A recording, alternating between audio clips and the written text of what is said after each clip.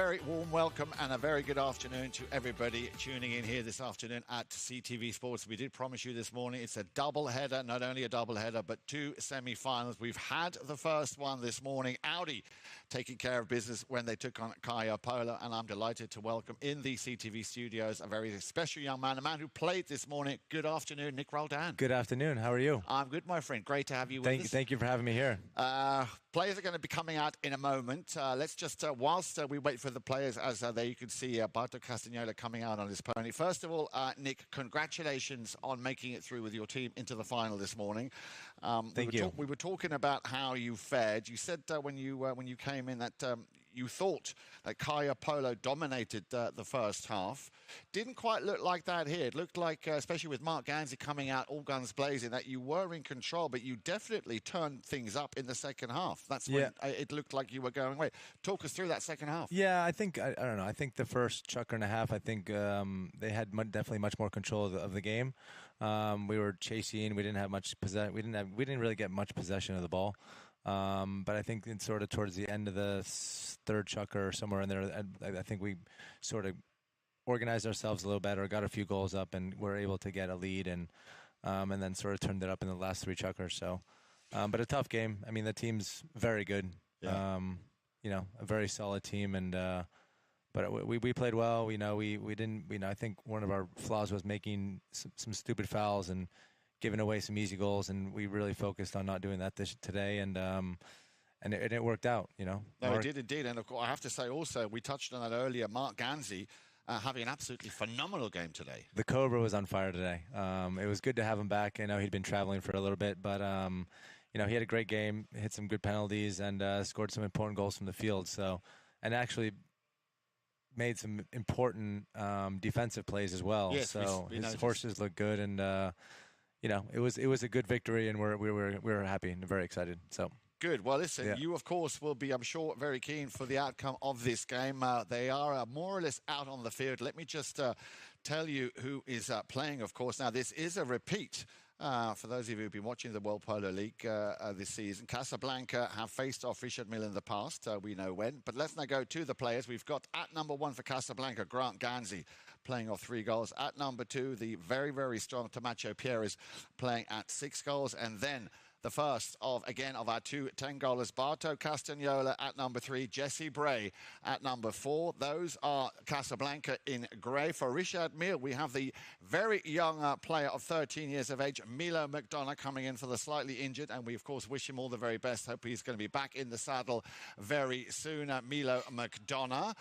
At number 2, Gonzalito Pierre is at 9 goals, and then at number 3, also for the slightly injured Alejandro Navijo Estrada, Lucas James, the 7-goaler, and then of course at number 4, the second 10-goaler, Pablo McDonough. Ball had been thrown into play, and here we go. It's going to be Jesse Bray taking the first knock-in here for Casablanca. Now, Nick, must ask you, of course, being in the final already, which of these 2 teams would you prefer seeing in Sunday's final? Yeah, look, I don't think it's a preference of who we want to see. I think both teams are both very competitive and are playing very well. Casablanca's had a great season. They won the first tournament, so we've played them before.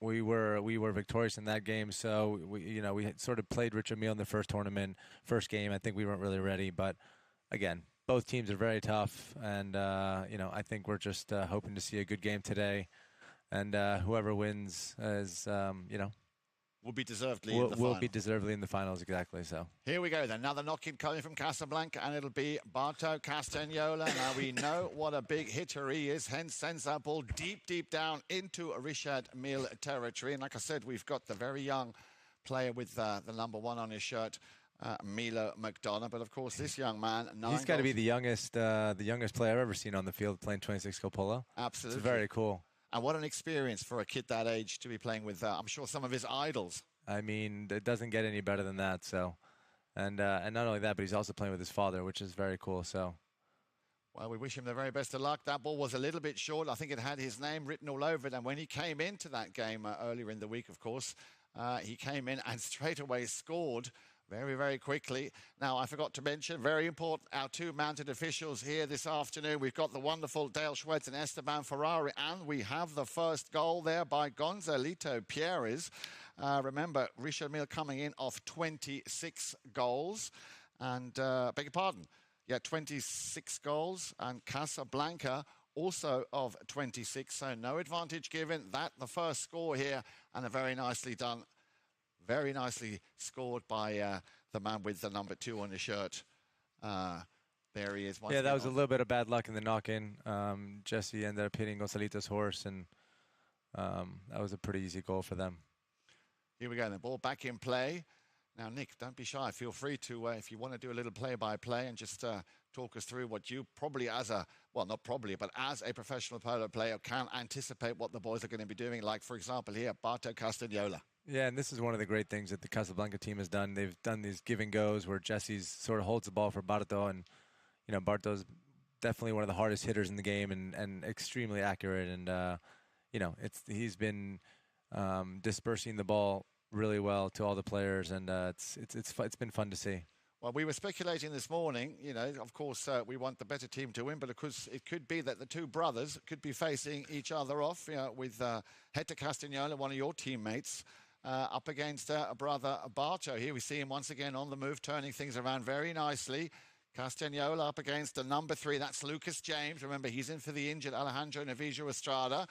Little run to goal, and he's got an incredible eye for the ball. That one has a little deflection.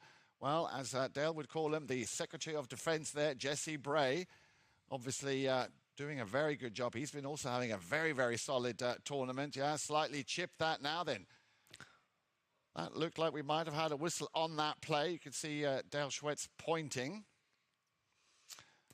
Well, we'll have to wait and see what the umpires make of that. We are round about halfway through a chukker, so I'm pretty sure we will see the first courtesy change. But Nick, going back to you, it looks like, again, both of these two teams not wasting any time in coming out there and having quite an offensive sort of mindset here. Yeah, the blue team, Richard Mille, started off quite strong with definitely an offensive attitude. And, you know, I think one sort of costly mistake from Jesse that is very rare. He's been playing so well and so solid, and he's just such a good player from the back. And, you know, and is really fit into the Casablanca team quite well. And I know the boys love playing with him, and he's easy to read. And so, but you know, this is gonna be one of those games where they're gonna go back and forth. And you know, obviously on the other team you've got Pablo, who's one of the most talented ever, and you know, one of the smartest, and Gonzalito, who's I think up there with him. So, it's gonna be a good game. Well, there you see a nice picture of Mille McDonough there, 13 young, tender years of age here. And I see my little nephew right there giving Mille look at all of his fans. That's so cute. That is, yeah, that really is brilliant. And look, he's like a big one. I'm sure that will be something he'll be very, very proud of. You can see all the kids running up to him. So let's wish him the best of luck. Like I said, in that last game when he came in and he scored.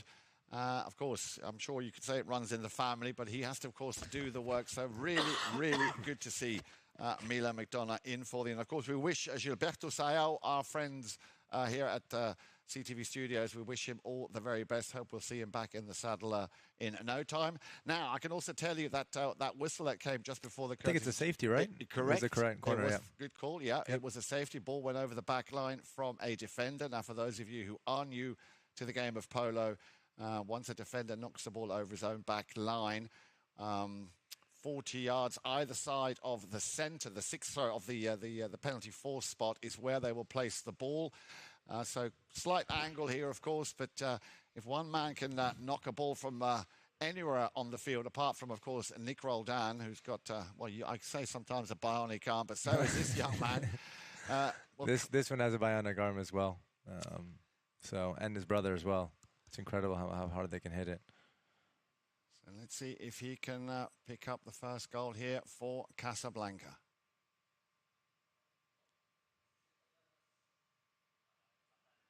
Well, it's definitely high in the sky, but is it straight? Well, wow, it looks like it went through. Looked pretty straight from here. So a nice Safety 60, a penalty 6 here, scored by Barto Castagnola.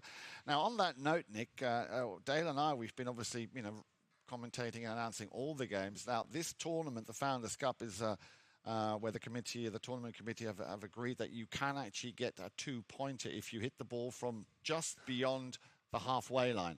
Yeah. We've seen a few attempts, but we haven't really seen it be part of the strategy. Is there a reason for that, or do you think that, No, look, we tried. We tried a few times today. I think they just haven't worked out.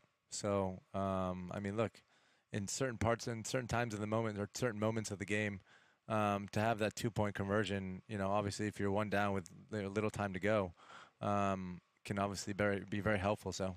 Great goal by Granty. He's been playing really well. What an amazing goal by Granty. Yes, indeed. Just comes out of nowhere. You see once again the pass coming from Barto, and it's a long, deep pass.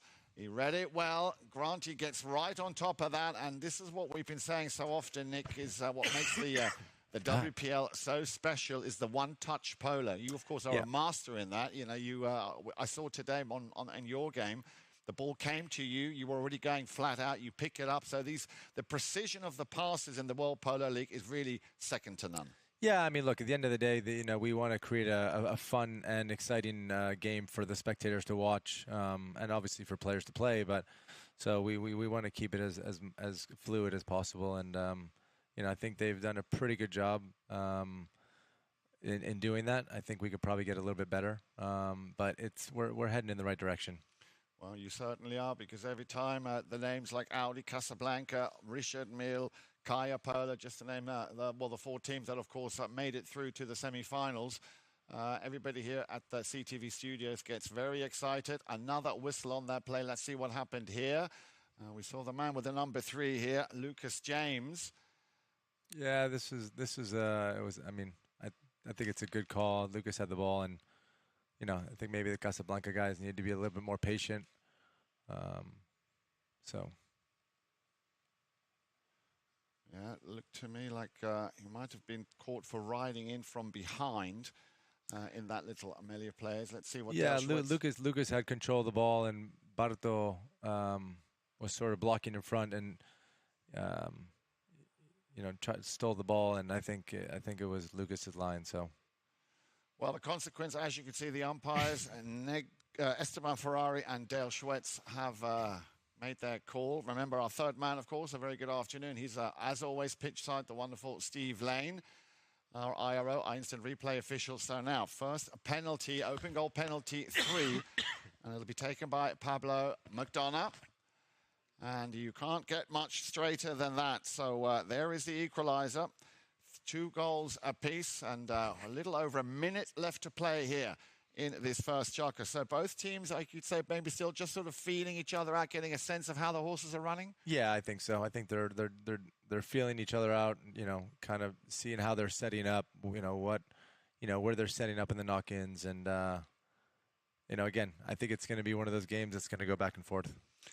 Here we go. Ball is back in play. Jesse Bray, little deflection. Left now and picked up by Castagnola. A lot of space once again. I don't know, sometimes I think they just are a little bit reluctant to actually go to the man, because he gets a lot of space in order to do exactly what he's doing once again here. Now that rotation working very well. The idea was to send Tomacho Pieris up. Now he, of course, we've been talking a lot about Tomacho Pieris. Very, very solid, a hard worker.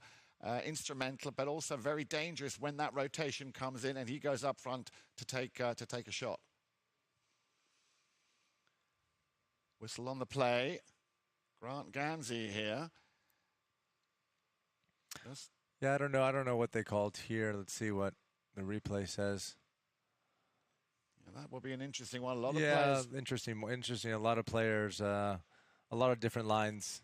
A tough one to call. Well, we do have one of the best out there, of course, Dale Schwetz, alongside another one of the best, Esteban Ferrari.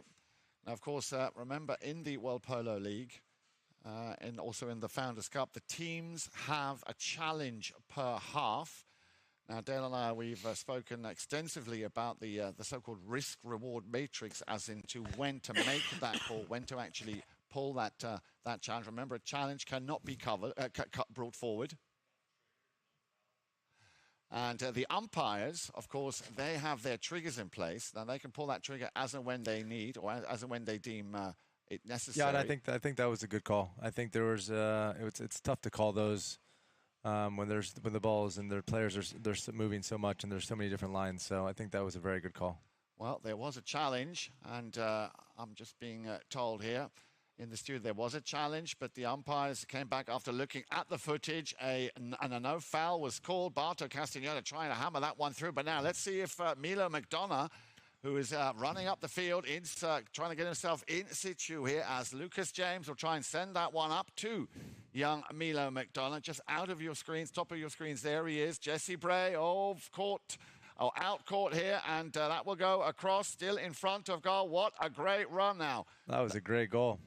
That really was a superb goal. That was a really goal by Lucas, who I've gotten the pleasure to play with, and such a hell of a player and a great teammate. So, but he really hustled, and that sort of caught Jesse a little bit flat-footed, I think, and great way to finish.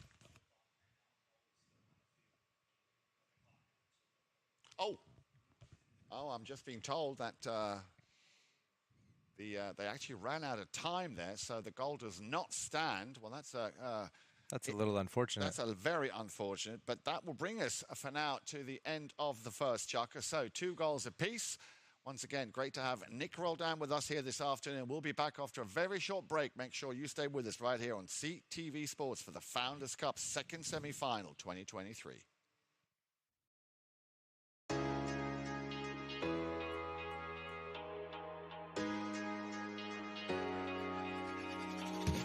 Happy to be back in town, playing with the best teams, best boys, and on the best fields. So we're gonna start the season a full power horse. Just happy to be back in Florida. It's hometown. Looking forward on getting back on these amazing fields.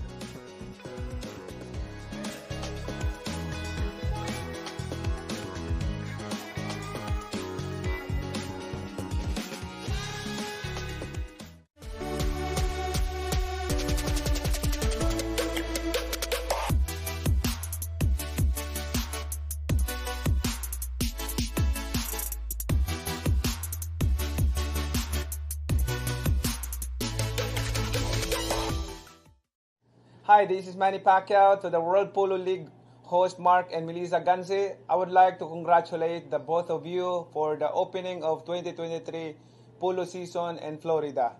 Thank you also for welcoming my best friend Mikey Romero and his Global Port team to the Grand Champions Polo Club to compete in the highest level of polo in North America. I wish you all the best of luck during this season, and God willing, I can come and visit Florida to meet you also and cheer for our Global Port team. God bless everyone. Stay safe. Know that God is good all the time. Thank you. Mabuhay.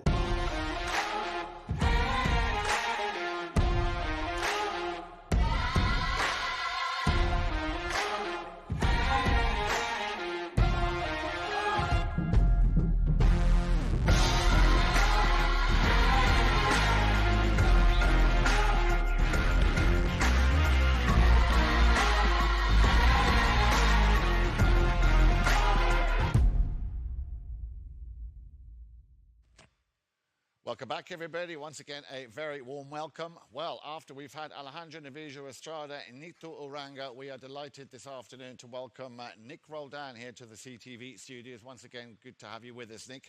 Thanks for having me. Well, always a pleasure. Let's just go back to what happened at the end of that first chukker. First of all, we had 4 goals in total, 2 apiece, so everything is still nice and open and fair. And even as we look for what could be the first and a very early goal here, and there it is, coming in from the number 2, Gonzalito Pierres. But as I said, towards the end of that chukker, there was a little bit of an issue in front of that south end goal mouth. And it was Richard Mille who actually challenged. They pulled a challenge up the challenge card. They won their challenge, so they retained their challenge. And we ran out of time at the end of that first chukker with that ball, which went over the back line. But just as I say, we just ran out of time. So it was 2 goals apiece. We are now here back at the top of chukker number 2, and Gonzalito Pierres puts Richard Mille in the lead early on here with a good 6.5 minutes left to play in chukker number 2. Ball is sent down the boards, looking for Pablo McDonough, and there he is, the man we spoke about, Tomacho Pierres. Been given the job to maybe assist on this particular play, Grant Ganzi, and yeah, he got a piece of it. Just ever so Yeah, I think that was Tomacho. Yeah, that's what he is. He's very dangerous. He's very dangerous. Yeah, but Richard Mille still have possession, and that one will just go out to the left-hand side. So, 2 goals apiece, and I can also just tell you how these two teams, because we do like to keep people informed of how they actually got to this stage of the tournament. Casablanca lost their opening match after they just come off the win of the All-Star Challenge, 11-15 against Audi. They won their second and their third. They beat Santa Rita Tranquilao in 11-6, and they won their third, beating Travieso 14 goals to 10. Richard Mille, they had a pretty clean slate here. They took care of business, beating Brookshire 9 goals to 8. They beat Pampinota Biotricity 12 goals to 11. And in overtime beat Kaya Polo 14 goals to 13. That went into overtime. The golden goal coming, of course, from Pablo McDonough. So they've come into this semi-final with a 3-0. But that is just speculation, because at the end of the day, whoever wins this game will be in Sunday's final up against the man sitting here to my right. And that, of course, is Mr. Nick Roldan. And once again, on the move, Richard Mille. And look at this. This is Milo Yeah, this would be great. Oh, what a goal. What a great goal. Oh, no, he hit it wide. Oh, that was very unfortunate. But even at 13, you know, you... I mean... And you've been going from playing, you know, kids polo with, you know, sort of 10 to 14-year-old kids to now competing at the 26-year-old level with a bunch of these guys is a pretty cool experience. I'm sure there's some nerves, but he's doing really well. He is indeed. Here we go. Ball is back in play. Little turnaround here. Castagnola, the 2 number 3s battling it out here. Barto Castagnola and Lucas James. And we have a whistle. Have a look at this on the replay. Bray there leaves that one behind for. Yeah, Lucas had. Yeah, I don't know. That's. I don't know. That was a bit of a tough call. Yeah. I think they probably called for reaching, but I thought he actually did. Yeah, I thought from the replay it looked like he got him quite well. Well, the consequence, as you can see, is a penalty from the centre. Now, notice where that ball is being placed. It's just, and it has to be just behind. On the wrong side, I'm being told, yeah. So Jan, just to be clear, so if the ball is behind the line? It has to be, I mean, literally a centimetre. Right. Behind that. It cannot be on the line. Right. That is, that's where it counts. Right. If it was literally on the line, it wouldn't count. So a man who we know can score from this sort of distance is this young man, Jesse Bray. But he's decided to tap this one in, get it a little bit closer, and now unloading a long ball straight down the centre. I think there might have been a little deflection, but Tomacho Pierres trying to finish it with a 2-touch play. Very unlucky, but that looked like a set play. That looked like a set play, yeah. I don't think Jesse was shooting a goal. And it ended up working out. Ended up working out from there, able to get a shot at the goal. Tomacho gave it a good run. So with just under 4 minutes, so not quite halfway through a chukker, the umpires again have given the players the opportunity to go for a courtesy change. So that'll take no more, hopefully, than 45 seconds. Tell me, Nick, that's something which we noticed also in your team. The committee of the club have tried to sort of keep these courtesy changes as quick as possible. Yeah, I think that's important. You know, you want to try to keep the games as fluid and as quick as possible. You know, I think it's good that we're able to change, but you know, you also want to make sure that the games that are played within, you know, the hour and 20, hour and 30 that they're usually played. So, you know.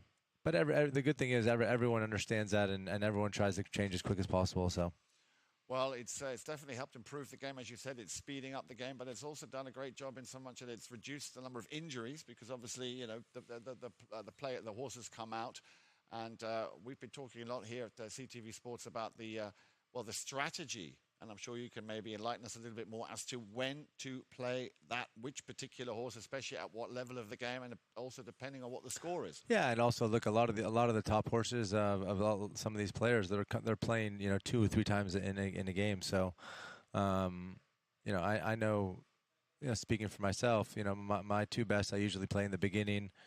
They might jump in for a minute or 2 in the middle, and then I finish them off. I play them in the end as well. So.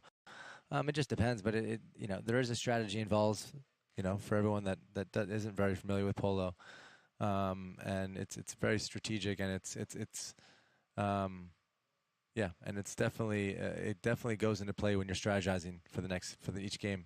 That's exactly what we thought. So here we go then, back to the action. Ball is in play. Courtesy change done and dusted. And Jesse Bray, a little trip there, able to correct that very nicely. But now once again, Richard Mille picking up this ball, takes it over the halfway line again. And he seems to be very much on fire here this afternoon. Polito Pierres back to the front door looking for Lucas James. Down the line came charging Grant Ganzi. Well, the ball went through. Yeah, Lucas was able to steal that ball on the near side, and I think Granty was asking for a foul, and didn't get it. But really good goal from Lucas. Yeah, picks it up, as you said, on the near side, did everything textbook. But again, look where that young player is at the front there. Milo McDonough reading the play really, really well. So a cracking goal here by Lucas James, and that puts them up by 2 with his 4 goals to 2. We are in the second chukker. Here we go. McDonough, once again, they've won the throw. Close. That was very close. So Richard Mille here really on fire. Yeah, on fire, and they've been winning. I think the throw-ins are such an important part of the game. It's fundamental that you win them, and Rich O'Meal, they've won a couple of throw-ins which have given them chances to either shoot a goal or score. So, well, they'll be coming up, Nick. Glad you mentioned it. That will be one of the stats that, of course, we'll be bringing to you after the third chukker. We are still in chukker number 2. Ganzi going for the under the neck shot, couldn't control it. Once again, in comes the number 3, Lucas James. Jesse Bray, they're right with him. We'll try and challenge him. Bit of a stick fight, bit of a sword fight going on. Yeah, Barto knows he needs to clear, get out of the way. Now Jesse Bray can try and send a near side backhand. Didn't quite get the power he wanted on that. So McDonough says, well, you know what, I'll just clear things up here and send Polito Pierres on his way. And he was completely left unmarked in front of goal.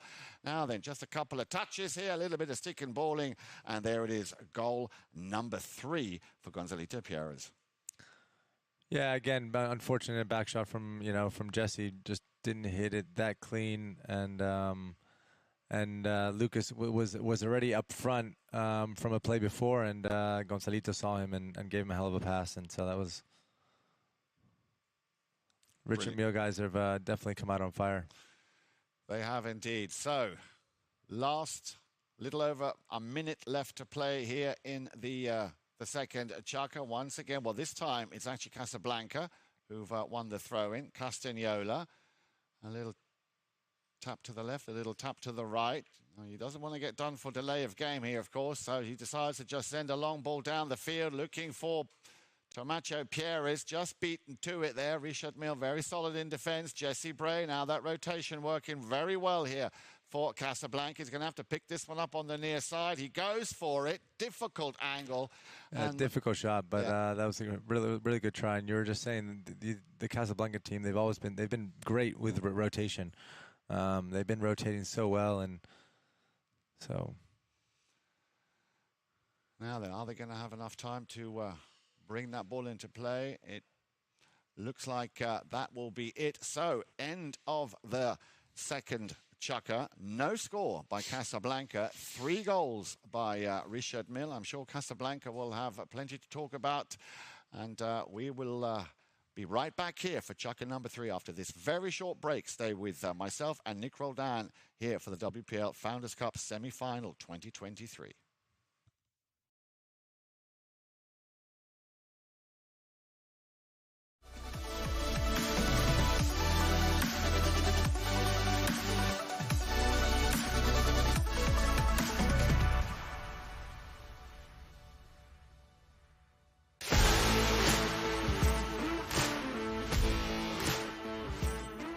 We're here at the Santa Rita Polo Farm where the PTF Polo ASSN Junior Tournament is being held for the first time ever at this location. And I mean, could you get a more beautiful venue? Probably not.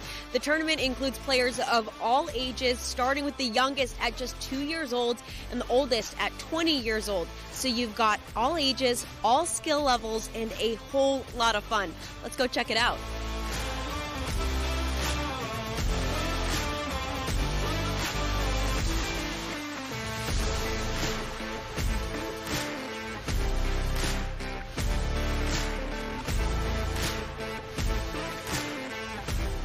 It reminds me of my days when I was in that position playing the kids tournament, and for us it meant the world. So I'm very happy to be here supporting my son and other kids as well, because I think they really enjoy this, and for them it's even more important than for us probably playing the 26 or the 22.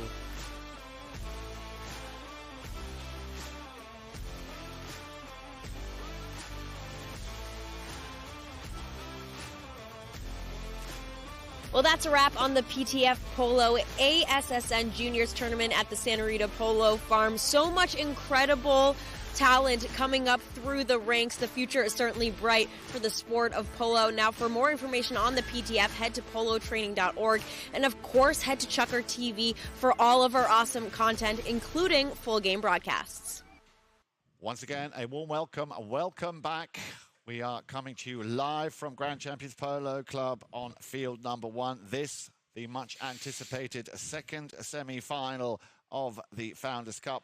Earlier this morning, we had Audi take on Kaya Pola. They were victorious. 15 goals to 12 was the score. 4 of those goals coming from the man sitting next to me. Once again, a warm welcome, Mr. Nick Roldan. Great to have you with us. Thank you, Jan the man. Thank you. Here we go then. Chucker number 3 about to start. If you've just joined us, it is 5 goals to 2 in favour of the team in the light blue shirts. That is Richard Mille. Let me quickly run you through those players once again. We've got Mille McDonough in for the slightly injured Gilberto Sayao. We hope that he will be on a very speedy recovery. At number 2, Gonzalito Pierres, having already scored twice. At number 3, Lucas James, also in for the slightly injured Alejandro Nevija Estrada, who we hope will be back in the saddle in no time. But look at this, Mille McDonough picking up his second goal of this. I think there was a whistle, Jan, before. Oh, was there? Yeah, I think there was a whistle. I think Lucas might have got bumped a little bit behind on this pass. Pablo hits the ball to the right, and Lucas kind of goes to pass, and maybe Barto might have got him a little bit, but anyways, I think that was the call. Right, well, it would appear that it does actually stand. No, it's gone back. That's what I'm saying. Thank you very much. So 5 goals to 2, Yep. but that would have been so nice for young Milo to pick up. First goal in the 26th goal. Exactly. Unbelievable. Such a cool experience. But there was a whistle on the play, and McDonough Sr. will not make a mistake here. Now that 6 is up there on the scoreboard. So the umpires, after that play, you talked about the bump there, so that will have resulted in that penalty, an open goal penalty, 3 taken, and that is his second of the afternoon. So Richard Mille now extending their lead and making that cushion a little bit bigger. 4 goals in it now, and we are still only at the top of Chucker number 3. Yeah, we're watching a good game. Richard Mille's been very, very offensively. They've been playing really well going offensively, and Gonzalito's having a great season as well. Well, it would seem has some beautiful horses. Yeah, some stunning horses. But it would seem, Nick, that Richard Mille seemed to have. Oh, how unlucky! I think there might have been a deflection coming off the number 2, off to Macho Pierres. We'll have to look at that again.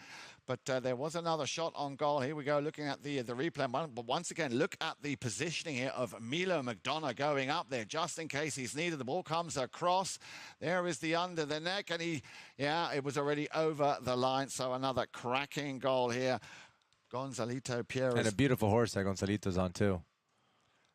Picking up his 3rd of the game. 7 goals to 2 now. like I was saying, Richard Mille seemed to have found their rhythm very, very early here. It looks like Casablanca are still not quite up to the level that we've seen them. Once again, Richard Mille winning this throw-in. That's a nice ball down the field. On the near side, has he hit the target? That would be incredible. Just slightly overcooked it, but Gonzalito Pierres, he's on fire. Yeah, on fire. form. That mare is amazing. He's been flying around everywhere. So I think the Casablanca guys are just going to have to be a little bit tighter on their man. They seem to be floating a little bit, and I think they just need a little bit more intensity. So here we go then. Let's see if Jesse Bray, well, he's going to send that straight upfield. Looking for, once again, Tamacho Pierres. But again, on that mare you were just talking about, Gonzalito Pierres turns it, or tries to turn it around now. Then Barto Castagnol, look at that. A lot of space here in midfield. Tries to control it. Did you see that? That was incredible. That's going to be cool to watch on the replay. Wow. That was incredible. Incredible goal with his back, with his shoulder, everything turned around. Yeah, that was an incredible goal. Let's watch this again in the replay. And Mille almost gets him, too. Yeah. Unbelievable. Absolutely. Let's see. And so cool, so calm. As if he does it, you know. As if he does it every day. Absolutely incredible, man. That might be the goal that boosts them and gives them a little bit of confidence to go into the half with a few more goals. I was just going to say that could be the catalyst here to get Casablanca, who all of a sudden seem to be revving themselves up nicely. Once again, the 2-10 goalers there. The bump and the ride-off from Pablo McDonough, but he's still got the ball. Doesn't seem phased in the slightest here. The man with the number 3 on his shirt, Barto Castagnol. Well, coming out of nowhere was Lucas James. And I think that just got a little bit too sticky there for the umpires. You see Dale Schwetz just trying to calm things down a little bit. But once again, let's look at this little duel here between the 2 10 goalers. Now Lucas goes over the boards. And with a little over 3.5 minutes left on the clock, an opportune moment because they have been running and gunning. Chance here for the players to get a courtesy change. Yeah, I think they might have called that on Lucas for meeting Barto on the offside. Or actually, sorry, he was on the near side. So let's see what they call here. Very good shot there of Pablo McDonough getting himself ready. Always looking so beautiful. Yeah. No, but you said it, Nick. We of course we look at the pictures, the images that we see here at CTV Sports, and some of these ponies. I mean, world-class players, world-class ponies, and of course world-class fields, especially and world-class announcers. Well, thank you very much. That's very, very kind of you. Very kind of you. And world-class. Well, Richard Mille on that play. Richard Mille went and challenged that play. You can see. Yeah, Pablo doesn't look too happy with that call. And they've lost that challenge. But this again is where, you know, Dale words are ringing in my ear when he talks about the risk-reward matrix. This would be about as good a time as any to challenge exactly a play just like that. So, but yeah, you're in the third, Chucker. You got 3 minutes, 3.5 minutes to go, 4 minutes to go. So I think that's wise chance to use your challenge. So the result of that infringement, the result of that play is once again an open goal penalty and penalty 3, and that'll be taken by, well, you know who. Mr. Nearly took the umpire with him there. Nice goal, penalty 3, and a much-needed goal here for Casablanca. So they are on course getting back into this game. Yeah, I think after that amazing goal that Barto scored, they kind of gave him a little bit of a boost of confidence, and which is always needed. Richard Mille had come out guns blazing, and so we've still got a lot of polo to go. Indeed, 3 goals in it, and a little over 3 minutes left to play here, and looks like Casablanca are also starting to win. As you said earlier, Nick, those so important throw-ins. We'll know the exact figure after this chugger. Make sure you stay with us for the stats, which will be coming after this chugger. Here we go. We look at the footage again. A lot of guys coming down on that ball. So again, not an easy call here for the umpires to make. No, I gotta give the umpires credit. It's never easy to umpire these games, and you know, whether a good call or a bad call, it's a tough one. It's always tough, and you know, we all make mistakes, and so I give them a lot of credit. Thank you, Nick, and I'm sure that will go down very well because the umpires, you know, they do try and do the very best that they can. And yeah, exactly. We have got some top umpires here, and of course, to see one of the best Dale Schwetz out there this afternoon is always. Here we go, Jan, trying to get one of those 2-pointers. Yeah, that was exactly what it was. But Tamacho will try and finish it, and if he can't, Jesse Bray will. So not quite 2 points, but at least 1 point, and they're closing in. 3 goals to 2. If we isolate this chukker number 3 at the moment, it stands in favor of Casablanca. Yeah, I think Casablanca scored 3 goals in this chukker. Yep, they have. 3-0. No, we've seen 2 from Richard Moon. We saw from Gonzalito, and we saw a goal from Pablo McDonough. Yep. But they are. I see that's where Tamacho just not quite getting his mallet head underneath her. But again, good support, good backup there. By Jesse Bray. Indeed. Ball back in play. Once again, Castagnola. It is always, you know, you're going to be in for something special when he's got the ball because you just never know what he's going to do. Everything he does with perfection. And we saw Lolo, obviously pitch side. He was there this morning, coaching, of course, both of his boys. And once again, Castagnola just to finish it.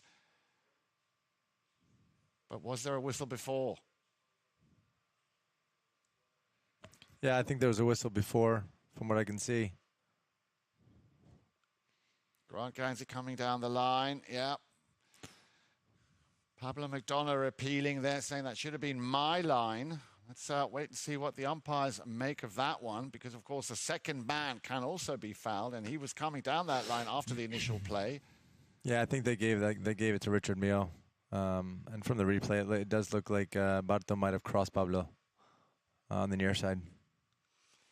So, and I think Dale Schwetz was suggesting by pointing to the spot, so an open goal spot or a 2, of course. So after this very, very strong comeback campaign here from Barto Castagnola, scoring 3 goals, a hat-trick in that chukker. And that's where the ball's going to be placed. Yeah, and Oh, Casablanca now also pulling the challenge card, which I'm just being told they lost. So it's going to go in favor with a hit from the spot here for Richard Mille. Little chip shot over to the number 2, Gonzalito Perez. Still Perez, in comes Jesse Bray. Little backhand shot. Once again, the umpire Dale Schwetz having to duck there, not to get hit on the head. So let's see if Richard Mille, who are still very much kept in check here by Casablanca. Oh. Horse stepped on that ball. Oh, yeah. we have a buried ball? Yeah, we have a buried ball. Yep. A very buried ball. Yeah, you can't even see it. No, you can't even see it. 6 feet under. 6 feet under. Jan, are you enjoying Florida? You love it here? You know what, Nick? For me, and I'm not just saying it because you're here, because it goes for all the superstars. You know, I mean, I never got to more than 2 goals, but to have the opportunity to know you guys now, because this is my 6th year, and to be invited back here at Grand Champions Polo Club is for me, it's a privilege, it's an honor, and I love this sport over everything. And when I see you guys out there, and I mean, I always go on about the caliber of players. 6 10-goalers, Nick, 2 9-goalers, 6 8-goalers, of which you're one, and 9 7-goalers. Now, that for anyone who is a purist who loves this game is an absolute dream. And to have you in the studio here this afternoon is also an absolute pleasure. I mean, we've known each other a few years now. So, no, to answer your question, I'm loving it. Well, you look like you're loving it, too. You've got a nice little bronze under, yeah. Anyways, Casablanca, Barto just, I think, missed one a little bit right. Tried to hit a neck shot from about 60 yards out and kind of leaked on him a little bit. Yeah, but you know what I like, Nick, now what's happening here? You can see Casablanca's strategy is they're standing very deep. Yep. They want to disrupt Richard Mille early on. They want to sort of, not allow them to get into their rhythm. It looks like we've got a player off the pony there, Tomacho Pierre, so we might have a little tack time out here. Let's hope he's okay. But I'm liking the way Casablanca have switched their strategy. I want to say, I mean, Casablanca, I think they were playing a little bit too loose. Yeah. You can't play loose against Richard Mille. And they were playing a little bit loose. They were sort of watching the ball and not the man. And had probably a couple of bad breaks as well. So, but I think they've adjusted themselves, and I've sort of figured out figured out Richard Mille's strategy a little bit more, and so they're giving themselves some more opportunities, which is what they needed. Indeed. So we are in for a very exciting. It promises to be a very exciting second half. We're just going to see if Tomacho Pierre comes back out on the field. 7-5 then here in the third chukker. And nice to see here the number 2, Gonzalito Pierre, exchanging niceties, I'm sure, with Jesse Bray. Remember, the stats will be coming up on your screen before we go into the halftime break. And then, of course, 3 more very fast and exciting chukkers, of course, coming at you here on CTV Sports. Remember, the final on Sunday at 4 o'clock here at Grand Champions Polo Club. Nick, are you looking forward to that? Always. I mean, look, it's a final's a final, and it's always exciting to play, and it's exciting to see our team. I think we sort of were off to a bit of a slow start, and I think we really understand each other now, and I think the 4 of us are really we're gelling much better. So it'll be an exciting match, and I'm excited to see who we get to play against. Well, I mean, you've got to say, Nick, I mean, you say you got off to a slow start. I mean, they were very close games, Casablanca 15-11. Okay, that was probably the biggest gap, but 14-13 to try against Travieso and 12-10 when you beat Santarita Trenquelocan. So you came into your semi-final with a 3-0. Yeah. You can't get much better than that. No, and look, I mean, I've said this before to many. I think this is probably one of the best years team-wise for WPL. I mean, all the teams are very evenly matched. It's been very competitive. Again, like you said, some of the best polo players in the world, they're all here. And I think it's been fun. It's been a lot of fun. It's been fun to be able to play against all these very competitive teams. And, I think the quality of the horses is great. And so the fields are outstanding. Huge thanks to Mr. Bolini and his team. Yes. I think they've done a great job, and so yeah, it's been I think it's a great opportunity and a great year for WPL and for everyone here at CTV, and we're having a good time. Thank you. You Yes. Well said. Here we go then. Back to the action. The last few seconds of play in the first half. Now then, can this young man with a cut shot get his goal? I would love to see him pick up his goal. Well, if he can't, that man with the number 3 can. What a great pass. Lucas James, absolutely phenomenal. It all started here on the left-hand side, Gonzalito Pierres. And look at that, the cut shot. And just a little bit of help. And he puts it through. Absolutely phenomenal play there. You see, once again, he timed it just right. Well, congratulations, Mille McDonough. And your first goal in the 26th goal. Absolutely, absolutely. So that brings us to the end of the first half. Now then, Nick, don't you go anywhere. You watch this because it's been a very exciting first half, and we are very much now looking forward to having a breakdown for you, which we do every time after a big game, of course. The stats, here they are, the halftime stats, and you can see 5 goals to 8. Of course, that is the score. But now, shots on goal, 14. Yeah, that's a big number. That's a big number. That's a big number, and I think a lot of those were sort of in the first and the second chukker. I want to say Casablanca definitely, and we'll have to see the stats on chukker by chukker, but, I think Richard Mille came out guns blazing, and Casablanca sort of evened it out toward in the third chukker. Knock-ins, not much in it. 6 No, pretty even. Yep. Throw-ins, exactly the same again. Same. And Fouls committed. Exactly. Penalties scored. I think that's pretty even. I think the proof is in the pudding, and the stats. Here the shots on goal has been much. I think Richard Mille had just few more opportunities so that they've capitalized on. That was the first half. Thank you very much, Nick. Nick and I will be back after a short break here, the halftime break. Make sure you join us for the second half of the second semi-final of the WPL Founders Cup 2023 right here on CTV Sports.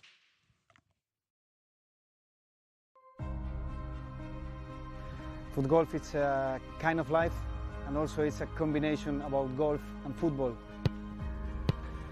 So I got into sport through social media. Someone approached me on Twitter and said, have you tried it? I'd never heard of it at that point. So I went to my local course and tried it and just completely fell in love with the game. This is not as easy as it looks on your body. It's a lot of kicking. We don't normally kick this many hard kicks in soccer. For me, this and the US Open are the two top US tournaments. It's something we all look forward to every single year. Great fun, and I think everyone will enjoy it when they try it. You can't not have fun. When you set goals at the start of the season and you're able to achieve them at the end of the year, I think I can speak for everyone and say when we set goals and we make the sacrifices that we make, which a lot of people don't see, and then it all comes to fruition, it's a good feeling. I literally live, breathe foot golf.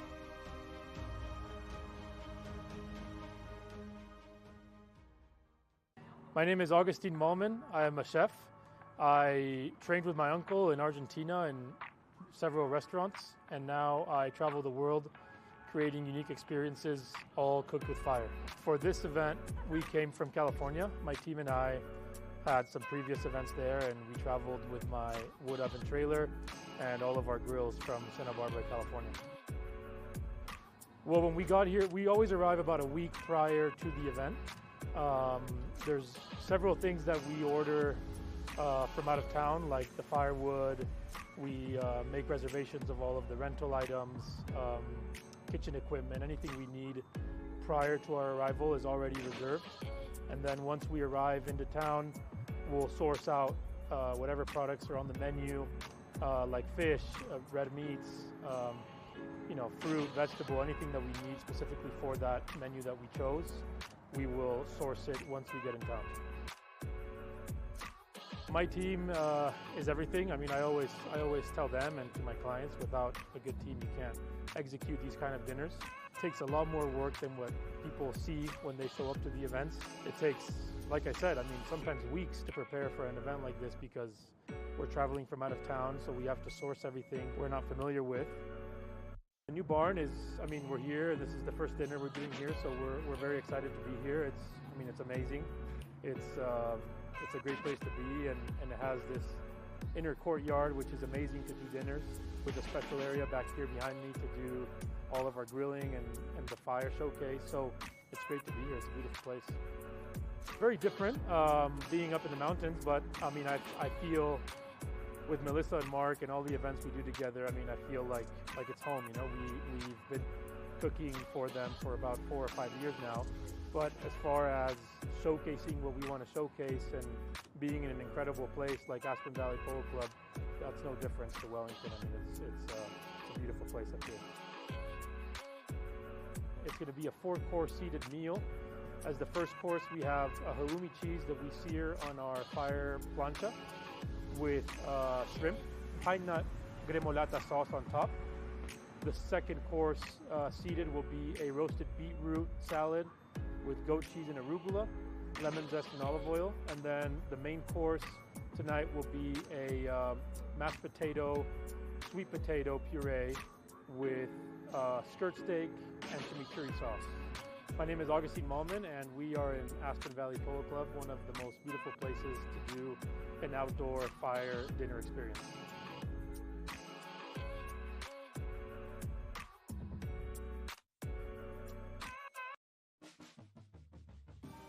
This is a championship meet.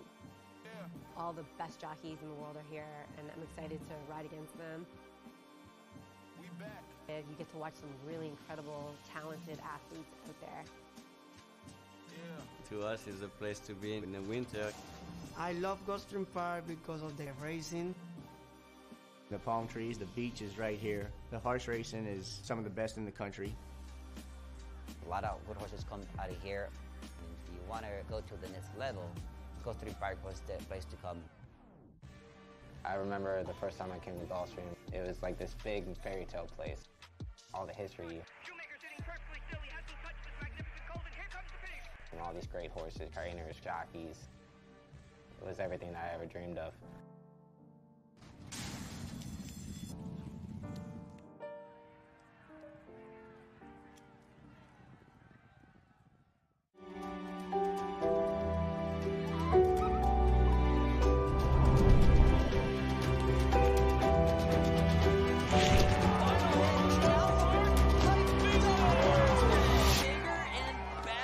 My favorite part about ABSC is seeing all my friends. I have so many friends here at ABSC and USASA, and don't know what I would do without them. Just hanging out with my coach. Hanging out with my coach would be really fun too, but I just need friends too, you know? Everybody needs friends. ABSC is like a really fun place because you're gonna make jumps, new friends, and get to ski a lot of places. When you see kids, they are smiling, they are happy, they are laughing, they are telling jokes, they are just glowing with excitement, and that just makes me feel confident that we are really doing something right, and that's really what it's all about. You know, this is ABSC's largest fundraiser for our club, you know, and I think the true importance of this is we are making a conscious effort to make sure that kids in the Roaring Fork Valley have the opportunity to get on snow, ski, and snowboard.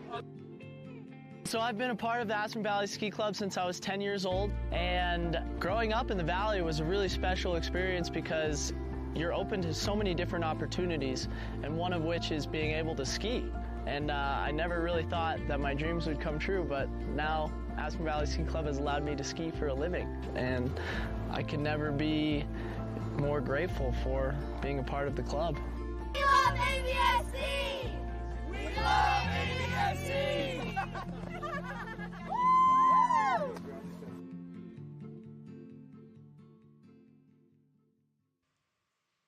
Good afternoon. Welcome back here at CTV Sports. We have a very special man in the house this afternoon, and Nick Roldan, who's been doing an absolutely amazing job. Oh, thank you, thank you. I'd like to also welcome everybody, of course, pitch side this afternoon at Grand Champions Polo Club, and of course all of those watching around the world. I believe, Nick, you have a special message. Yeah, to all the German friends, liebe Grüße an alle meine Deutsch fans. There you go. For all the German fans, you know, I should know more.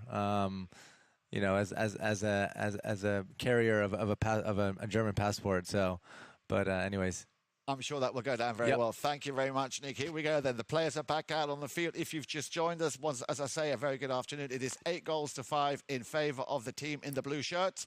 And that, of course, is Richard Mille. And both of these teams are looking for a spot in Sunday's final, where Nick and his team Audi will be waiting. And that could have been a very quick opening goal here for Richard Mille in the first play of the second half. Yeah, Pablo came out of the throw and really strong on a beautiful mare, and just missed that last tap. But you know, always a good way to start off the fourth chukker with a goal. So a bit unfortunate for the Rios guys. Indeed. So let's see now. Casablanca, of course, Grant Ganzi, Tomacho Pierre, Esparto, Castagnola, and Jesse Bray still have a bit of work to do. And that man, he is one of my favourite 6-goal players out there. Yeah, Tomacho's having a great season. Great to see him playing and having a lot of fun with his team, and so. And that ball looks like it's, yeah, again, you know, we call that, Nick, we call that a Remington. A Remington. It's a very close shave. Yeah. We call that Tomacho trying to sneak in there, see if he could, you know, pull off, you know, maybe catch the umpires on while they're not looking. So, but they obviously caught that one. Sneaky. Real sneaky. But, yeah, was worth a try. Here we go. Then once again, out to the left-hand side. That combination seems to be working very well. Pablo McDonough and Gonzalito Pierres. And, again, this one touch. Here we go then. Pablo back in that rotation. He's getting the pressure there from Tomacho Pierres. Picked up now the loose ball by Barto Castagnola. Castagnola up again. Oh, he's going to leave that one. Clever play for Jesse Bray. And you can see he's eyeing up that goal mouth, just wants to get into a situation where he can open those shoulders, and you see, he saw that Gonzalito was just a little bit too close. Now the attempted shot from Jesse Bray. And another Remington. Another Remington. That was a very close Remington. Great shot by Jesse Bray. And also good to shoot from, I think anytime you can get a shot on goal is an important one. It is indeed, and they need 3 goals, and they need them relatively quickly. Still plenty of time, but I think it would do a lot for morale and, for the overall performance here if they could pick up another quick goal. But you've also got to give it to this man, Gonzalito Pierres. He has been absolutely phenomenal here this afternoon. And that might have had a slight deflection, and it will go out of bounds, and we call that a COP because it's a COP, a change of possession. Ah, good. Yeah. Look at that. Well, I'm learning all these new things today. I wanted to run it off you. I'm sure you'll have your own team talk when you're out there with the boys. Yep. But I might use that one. Here we go then. Castagnola very quickly picking up this change of possession. Now, I remember the days, Nick. I'm sure you do too. Oh, this looks like it's going in. Oh, my goodness. Wow, what a shot. Oh, my goodness. What a shot. And it looked like it had a little bit of a draw, too. It is absolutely majestic to watch him and all the high goal players do. Yeah, he's lethal from 80, 100 yards out, and his brother is too. So, a hell of a goal. Just behind, but just in front of the halfway. Here he comes again. He's just toying, and then bang, he unloads it. Yeah, as you said, a little bend it like Beckham, puts a little spin on it, and it just goes in. Now, meanwhile, on the other end of the field, he nearly got to it again. Grant Gansey coming into the thick of it. So Casablanca all of a sudden really turning up the heat here in chukker number 4. Castagnola. Oh, cheeky but a clever steal here by Lucas James along the boards. Now then, Richard Mille, how quickly can they turn defense into offense? 4 players going at that ball.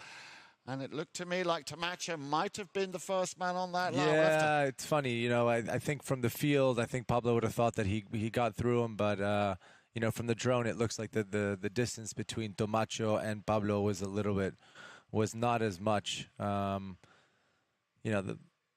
The line came from Lucas James from the board, so we'll see what the referees call. Yeah, let's see what they call on that one. Well, again, we're going to have to just bide our time because it's so quick that they get to more or less the halfway time of this. Yeah, that 4 minutes, that 3.5 minutes went by very quick. So a courtesy change, and just like the big boys. Mille changing from one horse to another. Yeah. But you know what? You've got to give it also to grand champions. I mean, they promote and they push this grassroots level, and I've got to tell you, the kids who've been playing. They do. It's wheelie polo. I think it's. Yeah, look, I haven't met a family like the Gansey family who are more passionate about polo in every sense of the way, from 26 goal to lower goal polo to e-wheel polo to kids polo. There's a love and a passion that is unreplaceable, and with Melissa and Mark and Grant and the whole family, and so it's good to see, and it's growing, and it is. The e-wheel polo is actually pretty impressive. Well, to see the young kids, and and I actually think a lot of these youngsters who've been able to get on these e-wheel bikes, or whatever you call them, e-wheels. Yeah, e-wheels. It's helping their game because it's a lot of balance. Well, it's balance, it's hand-eye coordination. 2 very important elements. Yeah. Elements of polo. So, hit from the spot, but players are back out on the field. That was the call after that play that we saw just a few moments ago. It's going to go in favor of Casablanca. Now, here we go. Mr. Lethal Weapon, there he is. Castagnola up to the front door, looking for double G, Grant Gansey. But once again, Gonzalito Pierres keeping his wits about him, picks up that ball deep in his own half. Going back now in defense is Tamacho Pierres. Yeah, couldn't control it. Jesse Bray, the Secretary of Defense there with the number 4 on his shirt, will stop and turn things around on the halfway line. But look at that, the tenacity here, and he's really got to get his teeth. Jesse did such a great job turning the ball, being patient. Tomacho coming in behind him. That's the sort of Casablanca plays that they've been doing all season. Once again, stolen, turned around nicely. This horse of Pablo's, it flies. And that's the pass up to the front door, looking for James. James tries to finish it now on the near side. Yeah, deflection, a little bit unlucky. He did everything right.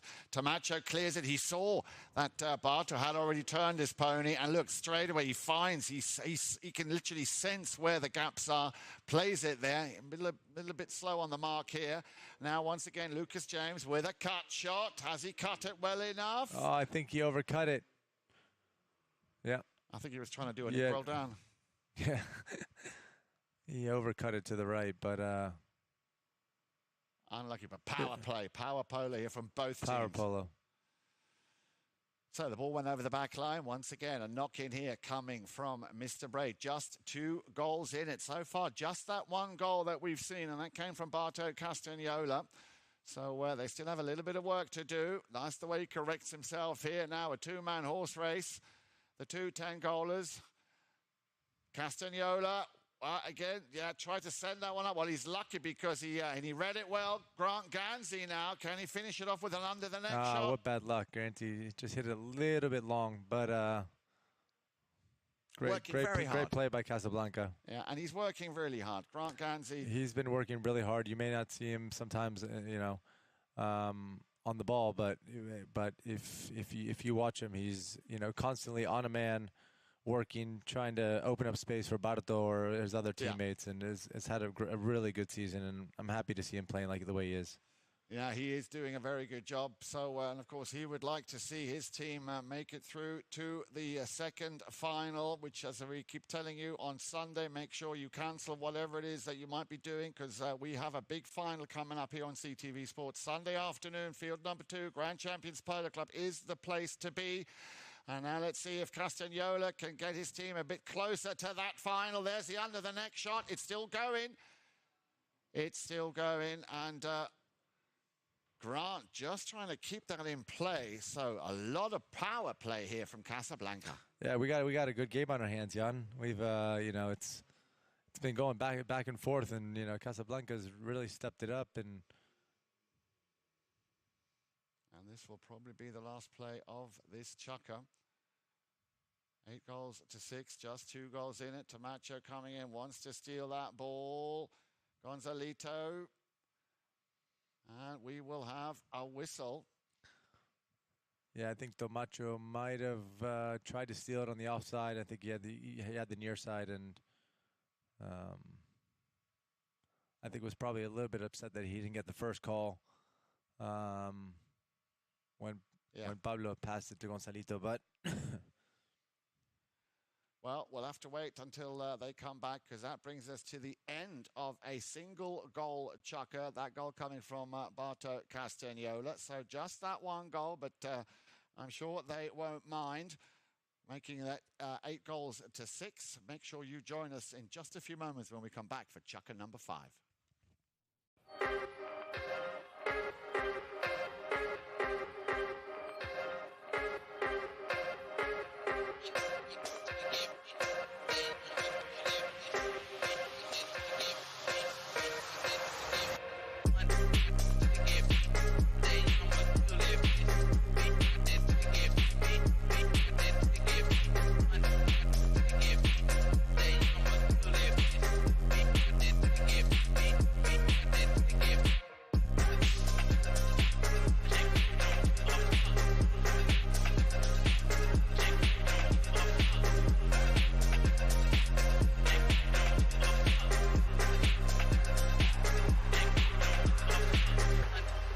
The World Polo League, a new breed of polo.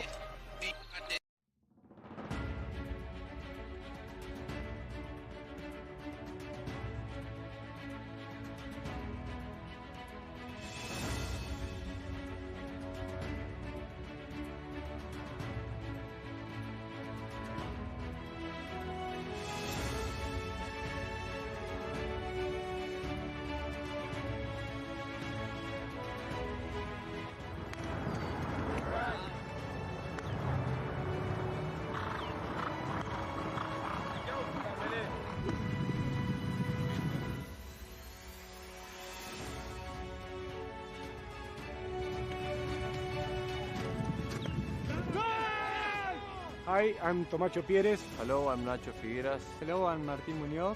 I'm Gonzalito Pieres. I'm Alejandro Novilla Estrada. Hello, I'm Nacho Novilla Estrada. I make goals and here back in Aspen.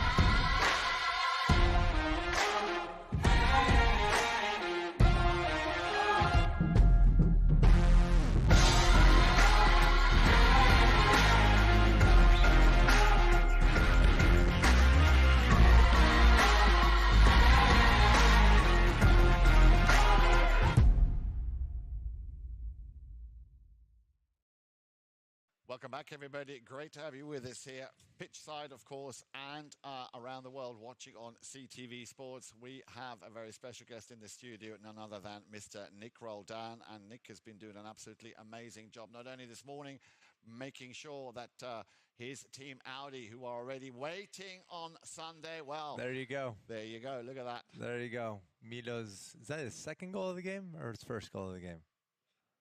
His first. That is his first. He had one which was disallowed, but this time, no mistake. So, Mille McDonough, I was just going to actually latch onto that, Nick. That last chucker, we just saw a single goal by Casablanca coming from Barta Castagnola. So yeah, that was a very defensive chucker for sure. They had some opportunities, but it seems like nobody was able to score. Well, they've definitely turned things around very quickly here, coming out all guns blazing as Mille McDonough picking up his first goal of the match, and once again restoring that 3-goal cushion. It was 8-6 for Richard Mille at the end of the fourth, and now with that goal, 9-6, and another situation. We've had another penalty, another whistle blown. You can see the two umpires there in conference, Esteban Ferrari and Dale Schwetz. Just deliberating on what exactly the call should be. Now, remember, we are in the second half. And yeah, it looked like when the ball was thrown in, the ball might have bounced into the defensive zone of Richard Mille, and Grant kind of got the line, and so it looks like they're going to take it up to a penalty 3.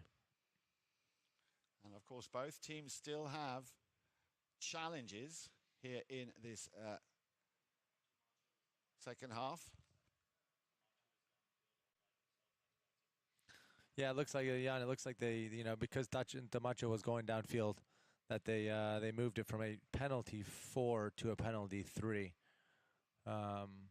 Grant caught that line out of the throw-in, and I think Gonzalito was the one that fouled. So, good call there, Nick. And with that, an open goal penalty, and it'll be taken by Mr. Bray.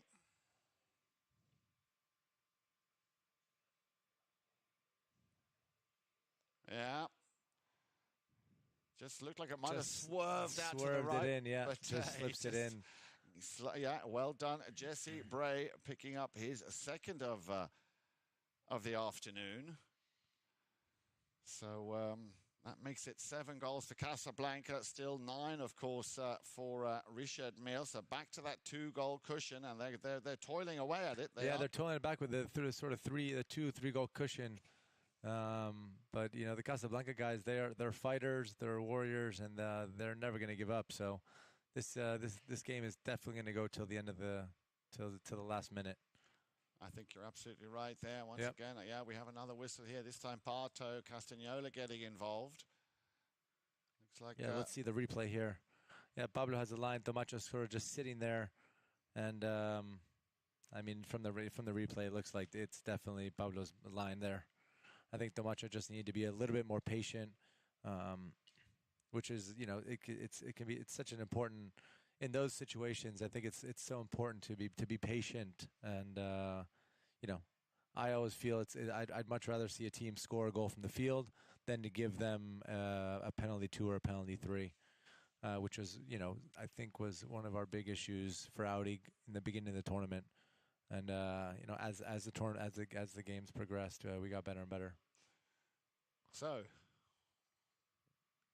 Still very heated discussions going on there. Now, remember, both teams still do have their challenge here in the second half. Now, is this the time to make that challenge? Remember, the umpires can trigger if they deem it necessary to do so. They can do that at any given Yeah, and time. it looked like Casablanca is not going to challenge that one. I think they were pretty sure that. Okay, well, looks like the umpires have decided shading on the play, and they've given a technical. So shading is the actual call on that play. So how will that work? If they score this, did they get a penalty from the? Oh. Well, nobody saw that one coming. That Wow. one went wide. All right. Big opportunity here. Casablanca got lucky there. Yeah, for Mille to go into double figures. So, I do believe there is a polo god, and I know that he's at the moment he's very much a permanent guest here at Grand Champions Polo Club. Ooh. And that ball also not quite getting the length, so a little bit patchy at the moment here. Richard Mille, once again, hammers that one. Pablo McDonough, as it goes back to play. And I can tell you also that they moved it from a 3 to a 2 because of the technical. So the initial would have been a 3, but it was moved, and that was the technical foul. Then remember, the umpires have the ability to increase the severity of a penalty. So the initial penalty was a 3, and the technical then moved it up to a 2. Yeah, and things getting a little bit... Yeah, things are starting to get a little choppy. I beg your pardon, from a 4 to a 3, that was the call. Correct, yeah. It looked like a 3 to me, Ian. Barto trying to hit a pass over here to Jesse, comes up a little short. Jesse... And then Jesse changes the line with that sort of ball, that sort of reaction and hitting the ball in the middle of the field. And sort of helps Gonzalito with the line. From what it looks like in the replay, so I think they're going to give him a spot for Gonzalito from the half field. Yeah, so things getting very heated now here, Nick, and of course there is a lot at stake, which would explain that. But yeah, we've got a chukker and a half, or a little bit more than a chukker and a half. So the game's it's a close game, and yeah. Magic gets a piece of that, but clearly you could see that McDonough was not overly happy. Mille able to restore possession, and that's what's going to come down to exactly that now. You said it earlier on, it's going to be possession, and winning those throw-ins. And once again, Castagnola, well, the umpires are allowing play to continue. Jesse Bray just checking up there. He's got McDonough right in front of him. A little chip shot up to the front. Has he done enough? Wow, what a save. What an incredible save by Lucas James in what looked like it was going to be another goal for Casablanca. And suddenly you've got Richard Mille. On the move, and look at this. Mille McDonough, he's in the right place. Oh, what a clever play. And again, but he teed it up. Oh, I can't believe this. Are you kidding me? On the line, that ball goes through. Tomacha clearly appealing, but... umpires have wow. Let's see the replay, how close this ball was to the line. Yeah, and what a great run. Incredible pass by Gonzalito, and, I think the ball got a little bit too close to the line. I think that was a smart play by Mille. Yeah. And... was that window closing on him? That's the question. Yeah, I think, we'll see about the replay. Barto didn't pick that one up either. Near side forehand. Well, then you see that's going to be a tough one. It looks like Tomacha had it on the offside, and Pablo went to the near side. So, well, they're going to go for a courtesy change. Plenty here for the two mounted officials, Del Schwetz and Esteban Ferrari, to talk about. As of course, I'm sure our third man, our IRO, our instant replay official, Steve Lane, will be looking at that frame by frame. And we touched on the technology earlier, of course, and that, again, is where Grand Champions have said to precedent, you've got the eye in the sky, the drone. Yeah. You've got the center cam. You've got the two end zone cams. Yeah. So, there is enough material and enough frame by frame to go by to actually evaluate, even though with all that technology, it can sometimes be rather, taxing to find or to make the exact right call. But when there is so much at stake, I can understand that, of course, they want to get it right. The players want to get it right, and so that it's always fair and open. Yeah, look, it's polo is a very hard game to referee. The lines are constantly changing. The speed of the polo is increased, tremendously. The horse, there's a huge improvement in the horses. Everyone's super well mounted, so lines are changing quickly. So it's to have all this technology obviously helps quite a bit. So let's see what they've decided. Well, you can see the ball is being placed on the halfway line, and players are coming out. And it looks like it's going to go in favour of Casablanca. Well, there was a foul on blue.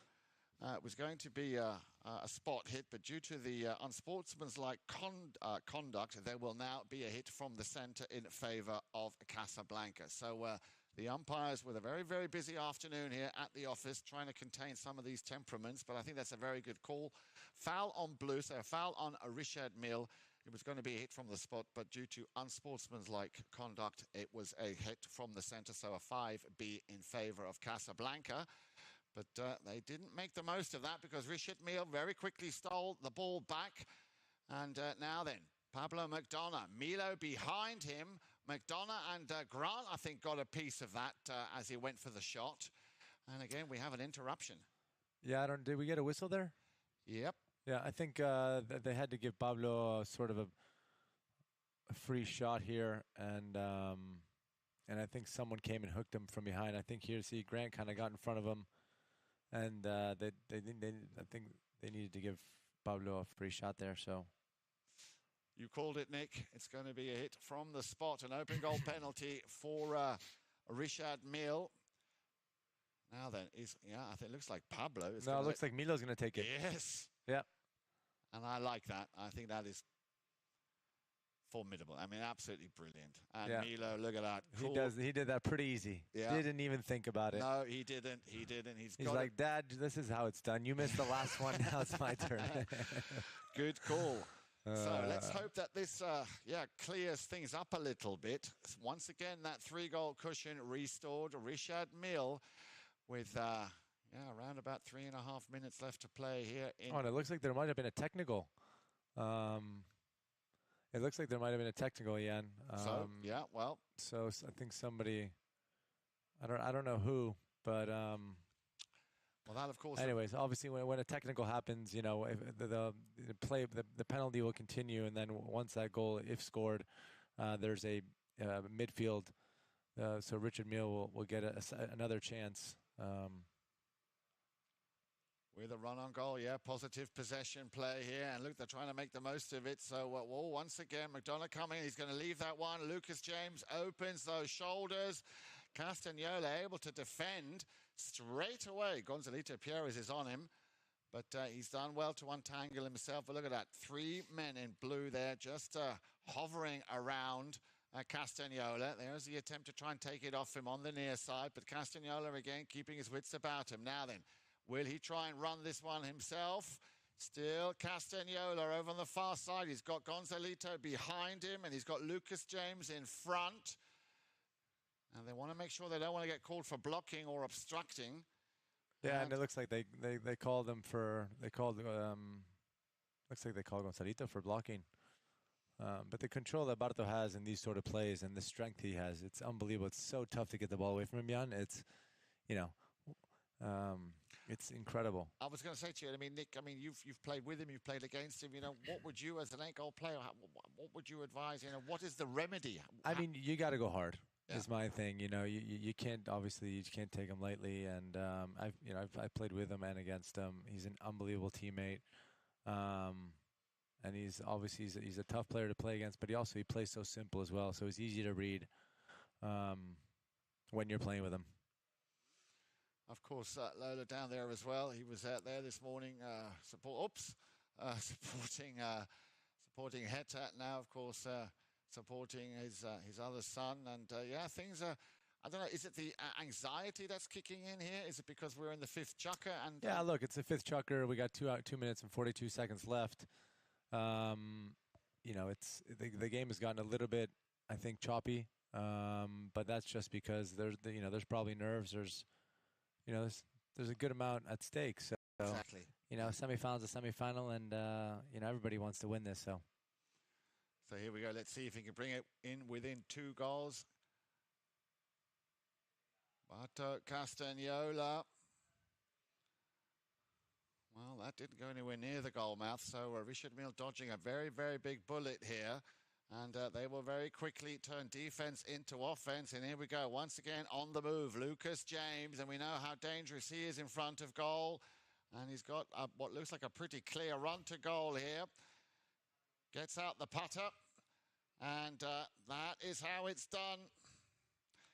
Lucas James picking up the third goal here for Richard Mille in this chukker, and for the first time builds a cushion of 4 goals, 11 now to 7 in favour of Richard Mille. I will say, Jan, you know, Lucas is having a hell of a game. I think Lucas is playing Alejandro's horses, and they seem to be doing really well for him. And hoping Alejandro can make a speedy recovery. So I didn't even realize that he was hurt. Yeah, we're not quite sure what it was. It was, as we know, Gilberto Sai, I think he got a knock on the hand. From what we understand, it's nothing serious, so maybe an extra day's rest. Yeah, I saw him at the horse show the other day. Right. And I think he had also something with his groin. An extra day of rest will, I'm sure, not be amiss, and neither will this be a cracking goal, and a much-needed goal coming in from Double G Grant Gansey. He picked one up in the first and stepping up to the plate when needed. Here we watch it again. Great pass by Jesse Bray and a great goal by Double G on the near side. There's that ball coming out of the air. And look, he times it just right. Focus, keeps his head down, puts it through, elegance in motion. So, 3 goals still need to be scored here, but Richard Mille winning that throw-in again. Remember, those stats will reveal all, and that's got Milo's name on it. This could be goal number 3 for Milo McDonough. There you go. Absolutely incredible. What a great pass by his father, and, you know, Milo's... They've obviously got him up there, you know, trying to be as optimistic as possible and give the other 3 players an opportunity and an option. And Mille has been in the right places at the right time, and he's got those beautiful horses, and just makes it look real easy. Yeah, well, fun to watch. Fun to watch. 13 years, Nick. His fans over there, all the young kids holding their mallets and giving them water. They must be in awe. In awe. What age were you when you started? I wasn't 13. Well, that brings us to the end of the chukker. As you can see, the boys are just going to have probably a final team talk. Make sure you join us for what promises to be a very exciting and thrilling chukker when we come back. Chukker number 6 of the World Polo League Founders Cup Semi-Final 2023.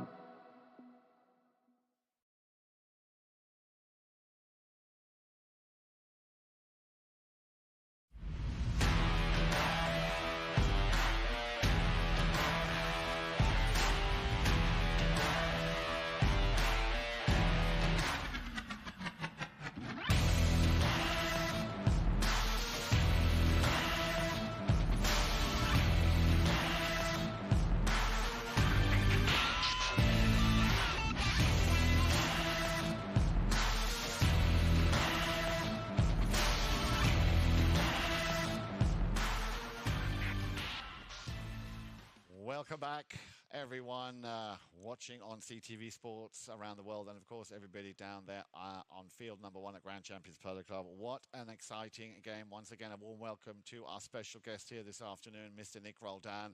12 goals to 8, Nick. We're in the 6th and final chukker, a cushion of 4 goals. Can Casablanca turn this around? Yeah, look, I think nothing's impossible. I know they've got it in them. They've beat these guys before. I think they just needed, to like what's going on right now, get a goal or two quick off the bat, and try to play some good defense. So again, nothing's impossible, and let's see what happens.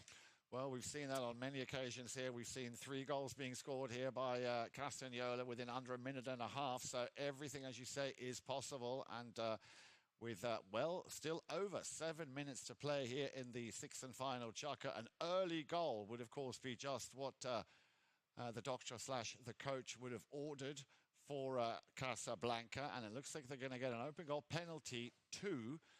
And that will be taken, I'm sure, by the man who's just teeing up that ball, Barto Castagnola.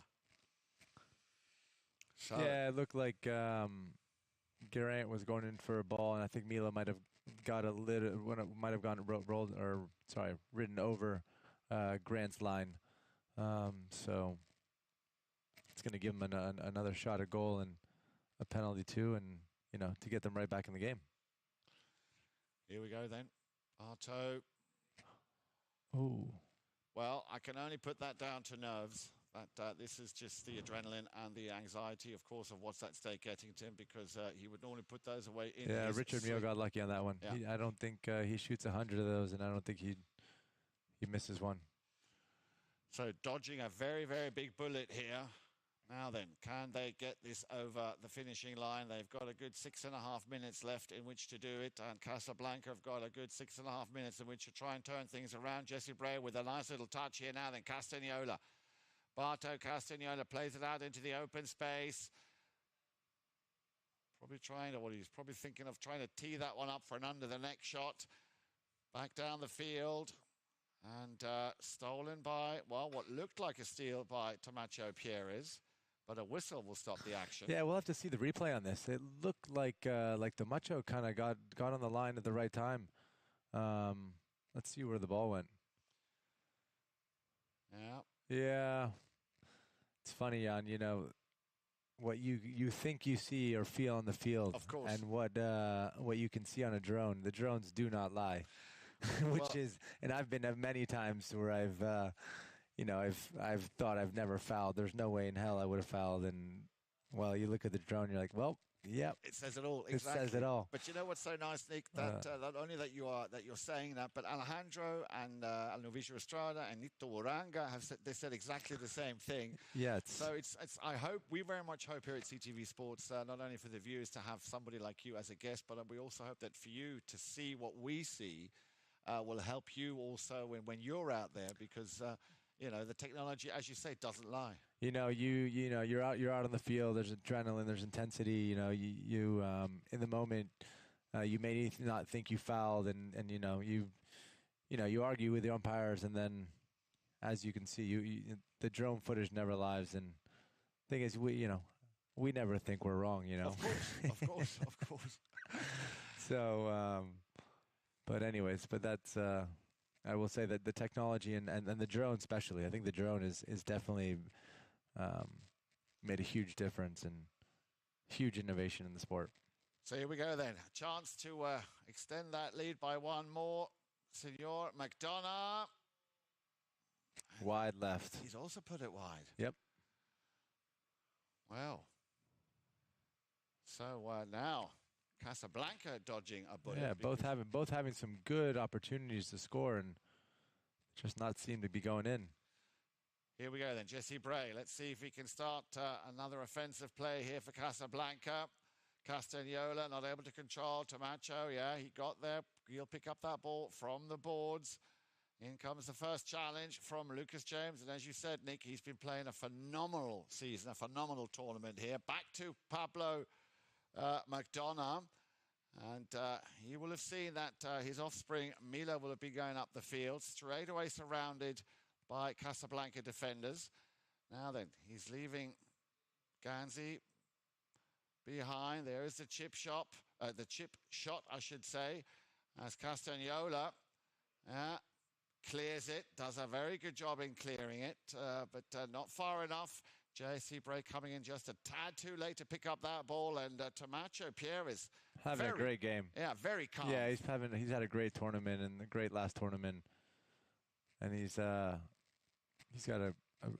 well mounted as well. I think the Gansies, I think Melissa's been helping him with horses, and he's got some from the Pierres as well, I think. But they look really good.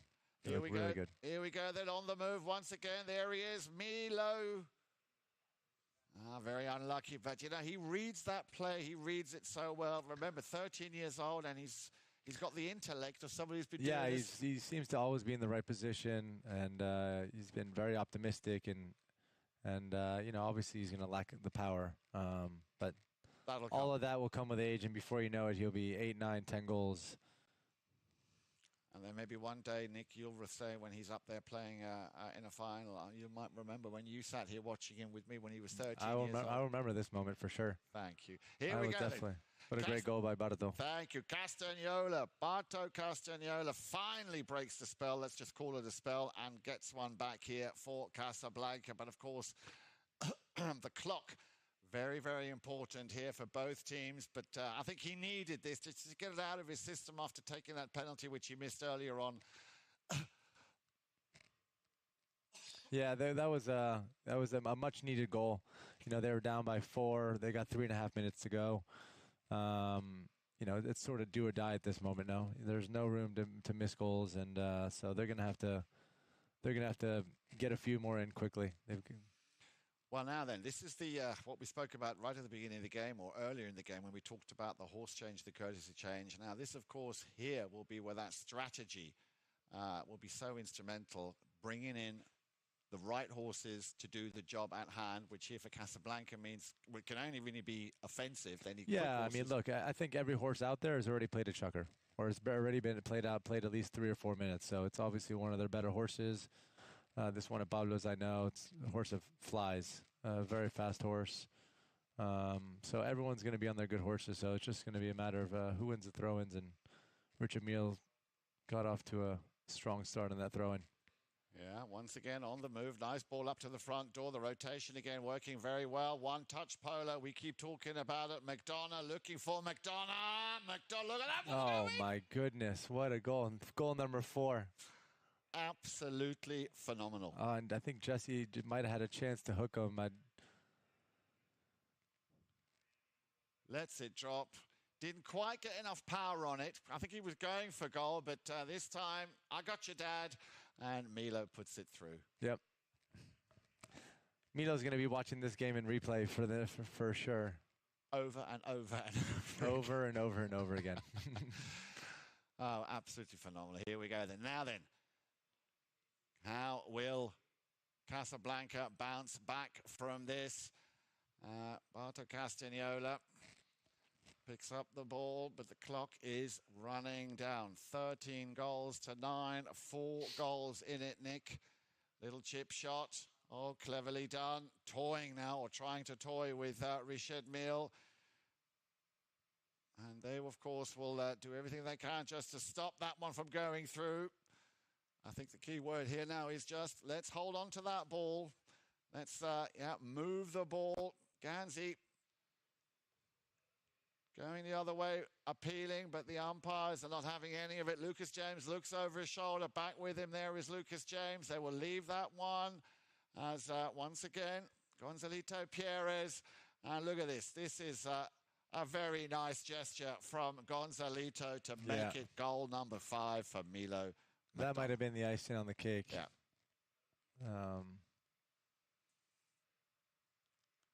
Mille scoring his 4th goal of the game, I think, Jan, right? 4th or 5th goal of the game? His 5th. 5th goal of the game. But a lovely gesture. And what a gentleman, Gonzalito Pierres. He was looking at where is little Mille. Well, he's not that little, but where is Mille? And again, with all the composure in the world. So, and I'm sure a lot of respect also from the boys in Casablanca. Yeah, I think today may not have been their best day. They missed a couple of goals and opportunities, and Richard Mille to come out to start off like that and kind of get that big goal, that big lead in the beginning. It is tough to always get back to. Here we go. A little over a minute left to play for what has been a phenomenal, absolutely an amazing second semi-final. That young man on the ball just a few seconds ago. What an appearance! What well, he's won the hearts of so many people already when he came in that last game, and now Casablanca. Well, they'll put up another one. Yep. Barto Castagnola, his second here in this chukker, but you can see there on your screens that the clock, of course, has no mercy. It'll be ticking down. So Richard Mille, I'm sure they will already be celebrating quietly inside, knowing that they've made it through. And of course, for you, Nick, you now know who you're up against on Sunday. Well, we had a chance to play. We played against them in the first tournament in the All-Star Challenge. We know what we got to do. It's going to be a tough game. It's a very good team, and but we're feeling really good and we're confident.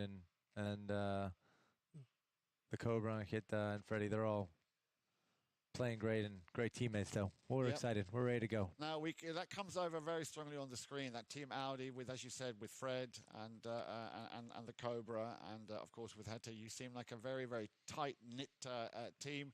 That is it then for this game. Final score, as you can see on your screens here. Also the stats, 14 goals to 10. Shots on goal. Well, Casablanca did shoot a little bit more, but still Richard Mille with the upper hand. Yeah, Richard Mille with the upper hand, but I think Casablanca, evened that out towards the end.